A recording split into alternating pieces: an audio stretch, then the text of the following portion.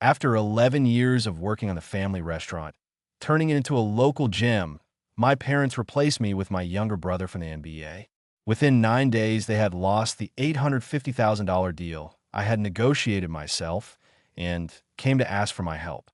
I'm standing in the doorway of Riverside Am's private dining room, and the award plaque slips from my hands. The glass trophy falls to the floor and shatters with a crash that echoes throughout the room. No one even flinched. Their eyes are glued to the screen where my brother's presentation is shining. Confident, corporate. Riverside Embers Expansion Strategy. CEO of KRP Morgan. CEO, KYRP. Morgan. My throat tightens as I look around the faces at the antique table. Made of mahogany, the proud smile of the father, the hands of the mother folded in anticipation, and the perfectly ironed suit of the brother standing at the head of the table. My desk. The place where I held family gatherings for over 10 years. Jovi, says the father, after a quick pee. You're late. We have already started the annual meeting. Annual meeting? My voice sounds alien. You moved it 2 weeks earlier. Tomorrow is the restaurant's 15th anniversary, and I've been busy preparing all day. Koleb clicks on the next slide. This is why we need to formalize the transfer of authority. Broadcast. This word leaves a bitter taste in my mouth. Mom leans forward. Honey, we've handed over control to the oscillator. We wanted to surprise you right away. Congratulations. I whisper, but no one hears how my world is crumbling. Last week, I stood under the spotlight at the Powell Culinary Exhibition Awards accepting the award for Seafood of the Year for crab and mandarin sauce. And at dinner in honor of this, the parents only picked at their food. Okay, Jovi, the father said, stirring the wine, but it's not scalable. We need to think broader. And then they raised their glasses to the hesitant, to his connections and fresh ideas. And I've spent countless nights perfecting recipes, building relationships with suppliers, and doubling my income over the past 5 years. Now I grab the back of the chair to hold myself up. You must be joking. I have a culinary education. I created a marketing strategy. I doubled my income. We appreciate it, dear, my father said with a hint of condescension. You're great in the kitchen, but Kolep understands business. I can still be your chef. Chef? As if I haven't been running this restaurant for years while they, semi-retired, were vacationing at their dacha. As if the awards, rave reviews, and regular customers who know me by name mean nothing. My hand stops shaking. I know what to do. I take the restaurant keys out of my pocket and set them on the table with a metallic clang. I'm not just your chef. I created this brand. Koleb sighs dramatically. See, Dad? I told you she's too emotional in business. Dad frowns. Jovi, you have to understand. This isn't personal. This is about business development. Not personal. I laugh. It sounds harsh and strange. You stabbed me in the back during an anniversary party I organized. You didn't even consult me about changes in a restaurant I poured my heart into for 11 years. Enough. Mom intervenes. Koleb has an MBA. He knows what he's doing. That's it. It's a familiar feeling. They automatically side with the hesitation, and they consider my experiences emotional rather than business critical. It's not just my position at stake, but my reputation, the quality standards I've created, and the relationships I have with suppliers and clients. I look at them, merging into one group, and I realize they never consider me an equal partner. To them, I've always been just an employee, a reliable worker, while they made the real decision. You know what I'm saying? My voice is more confident than I feel. Perhaps you're right. Let Kolep take over. Their faces relax, apparently with relief. But remember this moment, I continue, retreating to the door. When you realize what you've lost, don't expect me to fix it. I turn and walk out, leaving behind a broken trophy that now means nothing. Later that night, I was just about to grab an apron from the office, but I saw the depth of my brother's betrayal. On the open laptop, hesitation, the West Shower Grand Hotel logo glows, as if accusing me. I read the email, holding onto the door frame to steady myself. Dear Mr. Morgan, we have received notice of your cancellation of the contract meeting on Thursday. We regret to postpone discussing the $850,000 partnership, but we look forward to your presentations of simplified, cost-effective alternatives to the original menu.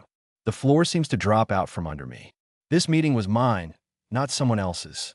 I spent 6 months building this relationship, creating seasonal menus, calculating precise costs to maintain quality and the partner's profits.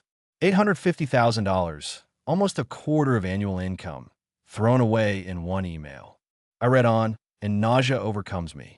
Regarding your request to modify the award-winning dish from Refoods, we are willing to consider alternatives provided they maintain the level of quality we experienced during the tasting with Chef Geoff. The betrayal is deeper than I thought.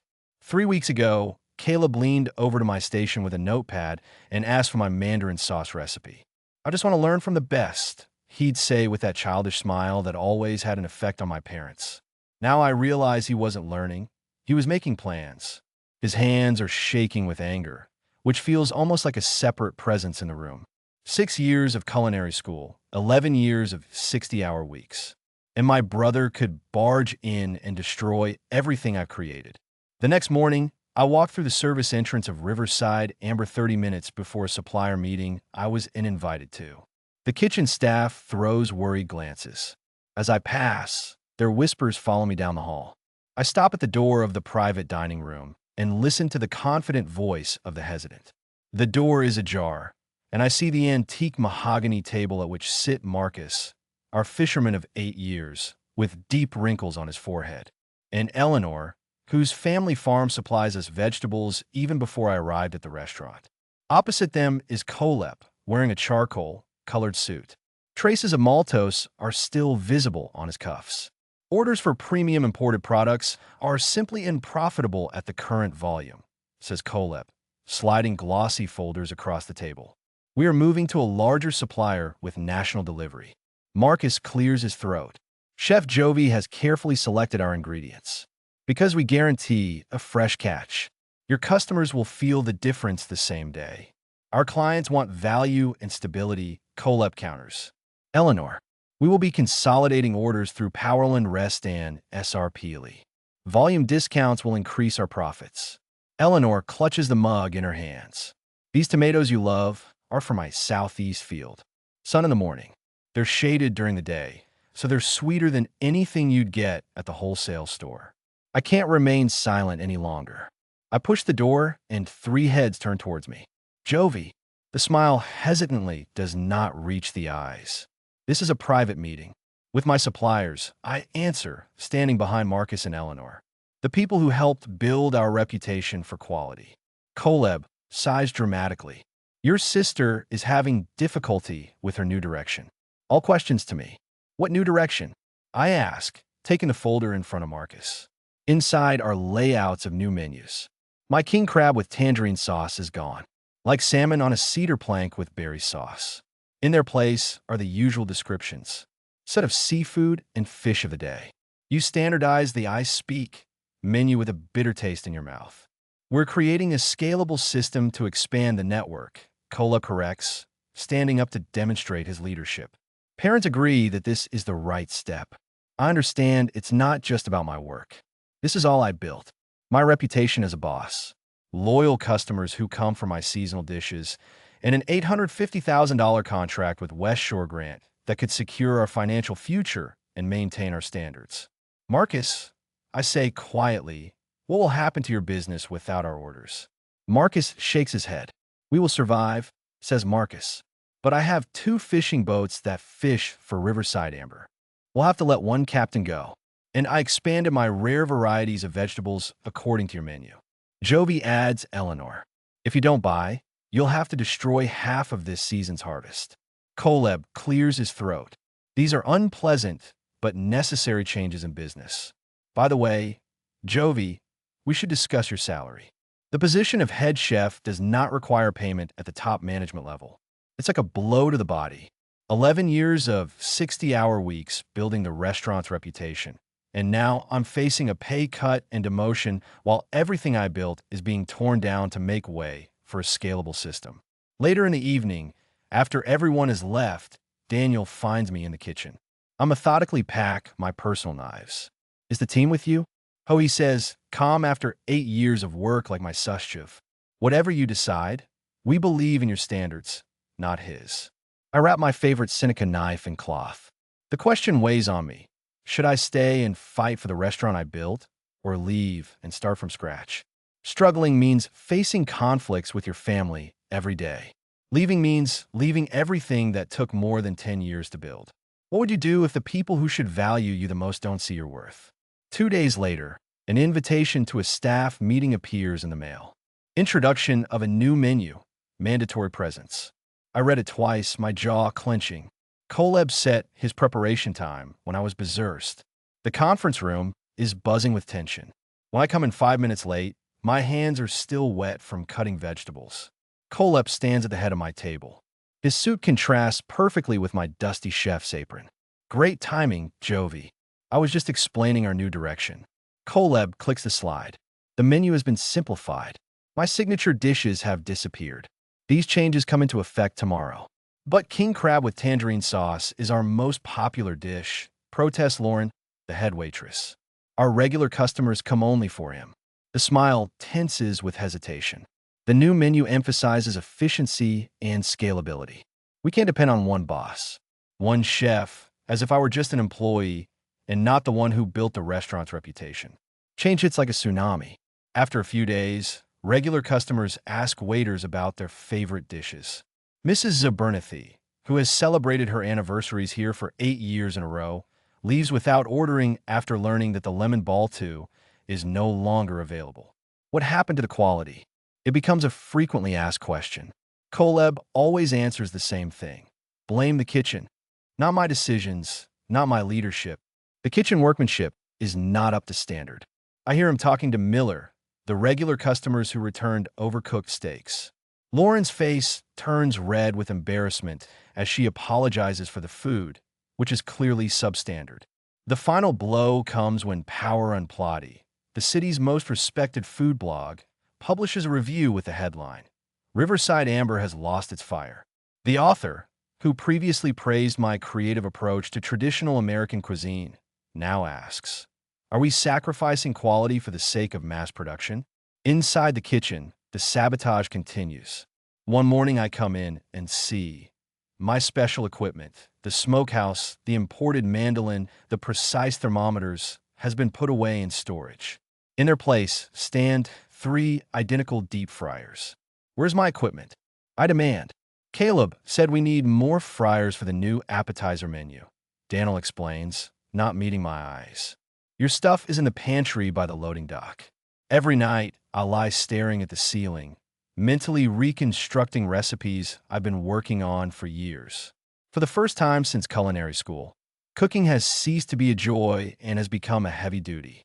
The kitchen, once my temple, has turned into a battlefield where every dish is a potential conflict. The staff tiptoes, torn between loyalty to me and fear of losing their jobs. When I ask to finish the salmon with oil mixture, Koleb immediately countermands the order. The recipe only calls for olive oil, he announces loudly. We need consistency, not improvisation. But cooking is not production. It is art, science, and intuition combined. Standardizing the volatility takes away everything that makes food special. After a particularly difficult evening, when 3 tables return the mussel dish according to the volatility version, I retreat to the refrigerator, pressing my forehead to the cold shelves. Tears are close to my eyes, but I don't let them come. That night, I start writing everything down, recipes, techniques, supplier contacts, in a leather notebook. If I can't save the kitchen, at least I'll save my culinary legacy. The next evening, after everyone has left, I find a small tangerine at my station. Underneath, it lies a note, handwritten by Daniel. Your recipes, your idea. Some things can't be replaced, even by the NBA. For the first time in weeks, I smile. The turning point comes during preparations for the grand executive dinner. The kitchen is tense, the staff rushing to prepare for the most important service since the arrival of the Koleb. The $850,000 contract hangs in the balance. I'm adjusting the spices and the sauce when my father appears at the door. Koleb is nearby. Jovi, we need to discuss the menu for tonight, my father says. Calm down. Koleb has doubts about your preparation. My preparation is exactly what brought us this opportunity. I answer, not looking up from the pot. Jovi, You have to accept that Koleb is in charge now. My father comes closer. This is business, not personal. The wooden spoon freezes in his hands. Everything about food is personal. That's why people come back. They value passion, not efficiency. The people of Usor want to see scalable concepts, Koleb interrupts, not exclusive dishes that only you can make. His words reveal everything wrong with their vision. They don't want a restaurant, they want a production line. They don't want my food, they want food that anyone can make. You know what I realized? I say, putting down my spoon and untying my apron. We don't share values anymore. You see food as a commodity. I see it as an experience. Don't be dramatic, my father says. We're talking about a business solution. No, we're talking about my life's work. I look him straight in the eyes. I won't watch you destroy what I built. I'm leaving and I take my recipes. The kitchen falls silent. Even the hoods seem to be holding their breath. You can't leave, Koleb stammered. Not today, not so sure. Watch me. I haven't even reached the door when Daniel steps forward. If Chef Jovi leaves, I leave too. 3 more cooks take off their farda. Kiss a chef, the lead pastry chef. My team, my people. Later that evening, I get a text from Eleanor, my vegetable supplier. Wherever you go, your special orders go with you. Quality appreciates quality. For the first time, I imagine something new. Not fighting for respect in a family restaurant, but creating something completely mine. That night, I sketch out my restaurant concept in the margins of my recipe book. The pages are full of possibilities, not complaints. The next morning, I make 2 calls. The first is Anthony Viceni, culinary director of U.S. Suregrand, asking for a face-to-face meeting. The second call surprises even me. As I'm cleaning out the office, a business card falls out of the calendar. Marianne Wells, a restaurant realtor. We met at a Chamber of Commerce event a few months ago, and she mentioned a great place opening in the area. Pearl District. I dial. Marianne, this is Jovi Morgan. I think I'm ready for that place we talked about. A week later, my portfolio slides across the polished mahogany table to Jason Mercer, whose experienced hands have financed 3 of Portland's most successful restaurants.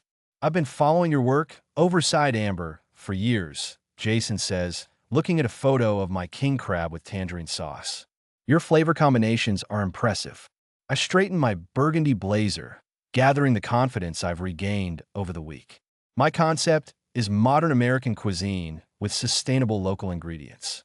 These traditional dishes are not accidental and not the result of relationships with suppliers who understand my standards. Jason nods. Most chefs talk about products.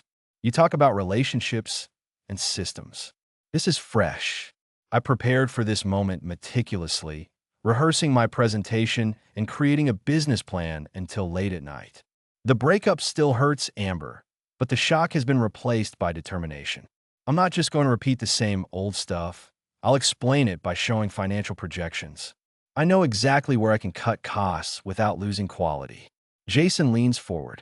I will support you. Your portfolio speaks for itself, and your clarity in understanding the lessons and the family business shows that you are ready to lead. How soon can you find a place? A weight falls from my shoulders. In fact, I have already found a space in the Pearl District. The restaurant there closed 3 months ago. The kitchen is fully equipped. Great flow of people. Jason raises an eyebrow. Impressive preparation. 2 hours later, I'm standing in an empty restaurant, negotiating terms with the manager. Sunlight streams through windows that will soon reveal Geove's hearth to passersby. Every decision feels like a part of yourself being given back. At home, my phone vibrates with a message from Daniel. Catastrophe on the way to West Shortland. The management is dissatisfied. Koleb is in a panic. I pour myself a glass of Pinot Noir, savoring the taste and the news. The meeting that Koleb stole from me went exactly as I predicted. An hour later, Daniel calls. You would have laughed, he says quietly. Koleb tried to cook your crab with tangerine sauce, but it turned out completely different from yours. Too sweet, weird texture. He added too much sugar to compensate for the bad tangerines. I replied, knowing my brother's habits.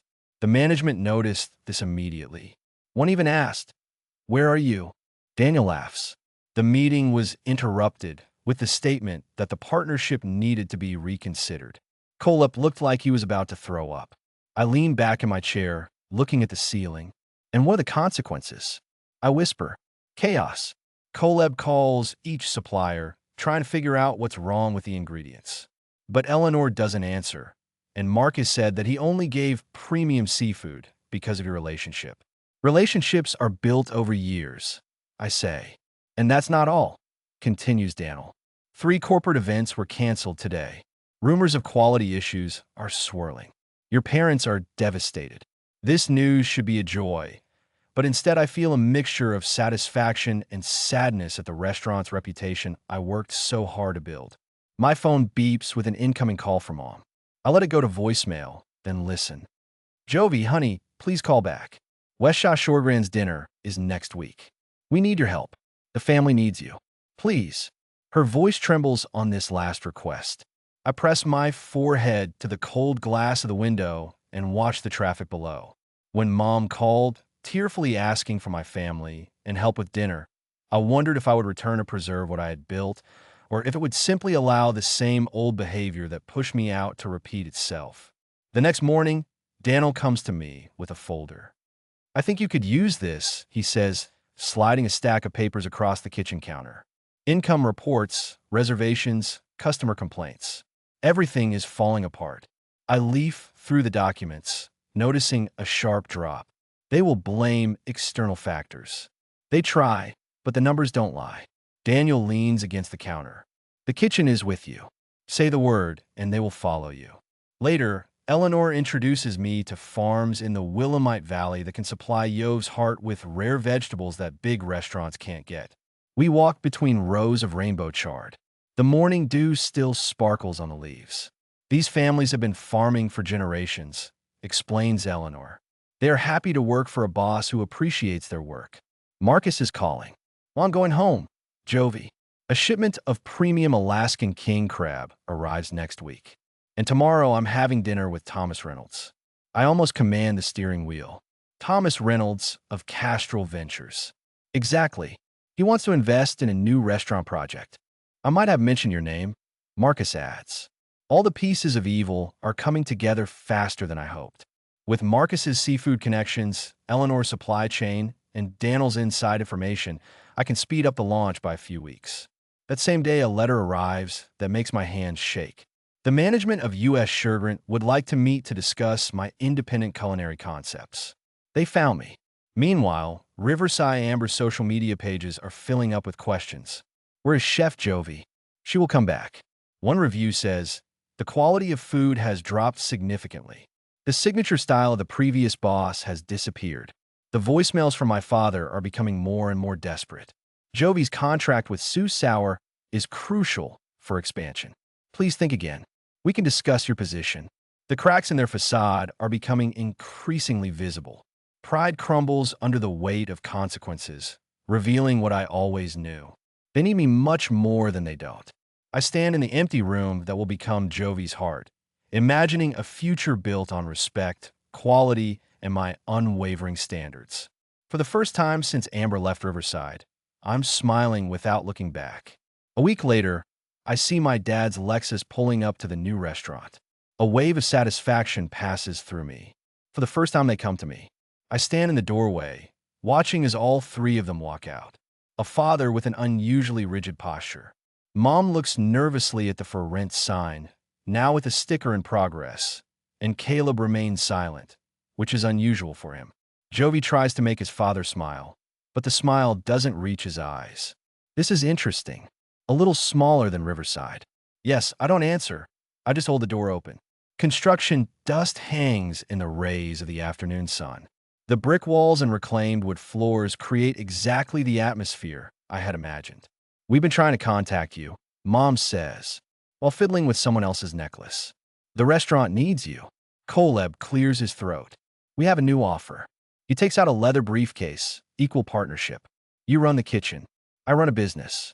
With us, while retaining the right to the final decision. The father quickly adds for the sake of continuity. When I don't answer right away, my father's tone changes. Family legacy is at stake. Jovi, don't you care what Grandpa built? what we all built together. Mom takes a step closer, her voice softening. We offer you what you wanted. Why are you so stubborn? I walk to the temporary countertop in the corner where my laptop is open. You know what's interesting? I'm the one speaking. You never asked me what I wanted. I turn the screen towards them, showing them my business plan. And now it's too late. Their puzzled faces make me feel warm. 2 weeks ago, I secured my own funding. The lease agreement has been signed. I take out a folder and show a document with the West Shower Grand logo. And this came yesterday. The father grabs the document, his eyes widen. Letter of intent for partnership. 5 cents,000 dollars. Exclusive deal with my signature dishes. I can't hide the pride in my voice. They were interested in working with a real boss, not a corporate substitute. You can't do that, Kolop mutters. The deal with West Shore was ours. Mine, I answer. I've been developing this relationship for 3 years. I moved to the center of the room. I didn't need a partnership. I needed respect. I found investors who give me both respect and money. I take out another folder and give it to my father. He flips through the printouts, the color draining from his face. These are online reviews of Versailles Amber after I left. The quality has dropped. Not a restaurant. Where is the chef who made this place special? Mom looks over her shoulder, covering her mouth with her hand. I walk to the kitchen area, showing the space around. The hood will be installed next week. We're keeping the open kitchen, but we're expanding the chef's counter to seat 12. The wine program will feature small local wineries, and there will be a wood-fired oven. My father blushes. You're wrong. The Riverside Amber name is known. People know us. Maybe, I answer. I never built your brand. I built mine. The truth is liberating. People came for my food, not your name. That's what you never understood. The doorbell rings, and 2 men in overalls bring a large package. A delivery for Jovi Morgan. I say, great, on time. They carefully unpack the box. A brass sign with the hand-chiseled letters Javashart. The men place it on the brick wall above the entrance to the hall. The soft copper light glows in the afternoon sunlight. You will lose everything, Kolop says, but her voice trembles. I've already lost 11 years of work, trust, and family. I turn to him completely, but I am building something better. The perfect self-confidence of hesitation finally cracks.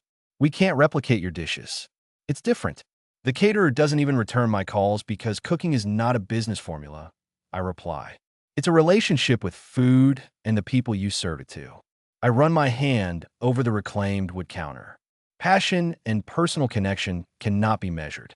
As they leave with slumped shoulders, I remain in the center of my space. My restaurant, my future. The satisfaction is deeper than I expected. 2 weeks later, Daniel forwards me an email about Amber seeking a short-term loan to cover operating expenses. Regular customers are gradually leaving. Rumors are circulating about a complete menu overhaul and a desperate attempt to relaunch the brand. The family matter remains unresolved. Today, I have 3 missed calls from my mother on my phone, but I'm not ready to answer yet. There's still too much to do, too much at stake. On the night of Jovi's heart's soft opening, I glide between tables filled with critics, loyal former clients, and industry friends. The kitchen runs like a well-oiled machine, exactly as I imagined. Towards closing time, I go out for my last round and see her mother sitting alone at a corner table with a half-eaten portion of my king crab with tangerine sauce. Our eyes meet across the room, and for the first time in months, I see more than just disappointment and manipulation. Confession. 6 months later, the copper pot sings over the fire.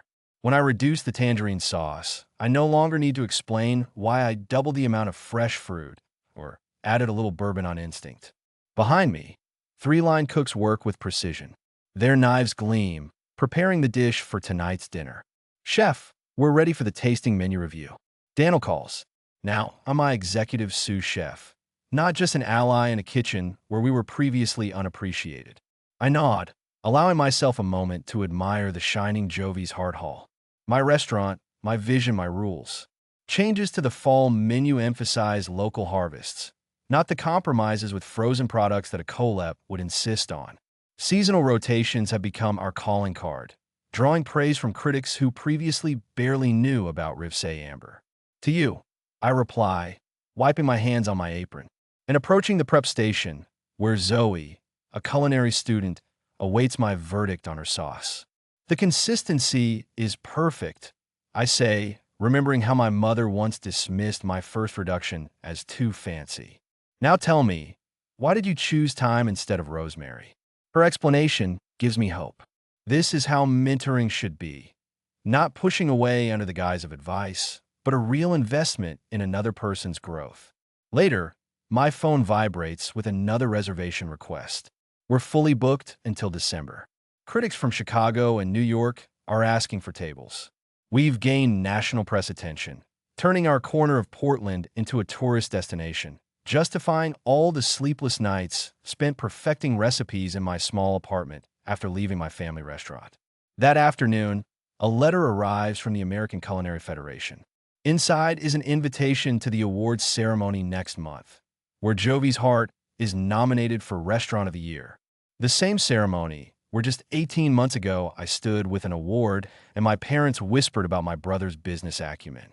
When the winner is announced to the head ceremony, I don't drop the award in shock like last time. Instead, I accept it with confidence. The spotlight warms my face, and I thank my team, Daniel, Eleanor, who still supplies us with Marcus's vegetables, the Chimera products that make our signature dishes possible, and all the chefs who believed in me and followed me. Success isn't just about proving others wrong, I tell the audience. It's about proving yourself right. At the restaurant, after closing, we gather together. Eleanor brings champagne. Marcus proudly displays the first copy of my cookbook. Daniel opens the bottle with a satisfying pop, pouring the drink into glasses at our family table, the table where we eat together, not where a decision dictates. We are building something that truly reflects us. I raise a toast to who we want to be, not who others think we are. Their glasses rise, and the sunlight sparkles in the bubbles. The next day, 5 different expansion proposals from luxury hotels and an invitation to judge a Northwest culinary competition sit on my desk. A framed photo of my grandfather stares back at me next to my awards. His first restaurant, the one that started it all before business plans and MBAs came into our family. Kolep knocks on the door with a resume in hand, ready for an interview for the COO position, which I accepted after a tearful plea from our mother on Christmas Day. I'm debating whether to bring my brother into my business. Is it possible to rebuild family relationships?